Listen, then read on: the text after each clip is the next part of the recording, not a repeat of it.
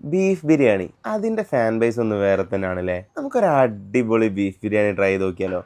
മോനെ സീതാനം എന്നാ തുടങ്ങാം. ആദ്യം നമുക്ക് 4 ഉള്ളി എടുത്ത് അത് നൈസായി കട്ട് ചെയ്ത് പൊരിച്ച് മാറ്റി വെക്കണം. നല്ല ഗോൾഡൻ ബ്രൗൺ കളറാക്കി പൊരിച്ചെടുക്കുക കേട്ടോ.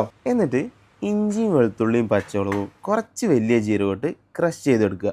ഇനി നമുക്ക് നമ്മളെ ബീഫ് വേവിച്ചെടുക്കണം. അതിനായി 2 ടേബിൾ സ്പൂൺ ഇഞ്ചി വെളുത്തുള്ളി പേസ്റ്റ്, 1/2 ടീസ്പൂൺ മഞ്ഞൾപ്പൊടി, 1 table spoon garam masala, 1 table spoon കുരുമുളക് പൊടി, 1 ലൈമ്, കുറച്ചധികം മല്ലിച്ചപ്പ്, പിന്നെ 2 ടേബിൾ സ്പൂൺ തൈര്, ആവശ്യത്തിന് ഉപ്പിട്ട് നന്നായി കുഴച്ചെടുക്കുക. അപ്പം തന്നെ നിങ്ങൾക്ക് നല്ല അടിപൊളി സ്മെല്ല് കിട്ടും കേട്ടോ. ഇനി ബീഫ് അടക്കരുത് വേട്ടെ. ഇനി നമുക്ക് ബിരിയാണിക്കുള്ള നല്ല അടിപൊളി ഒരു മസാല ഉണ്ടാക്കിയെടുക്കാം.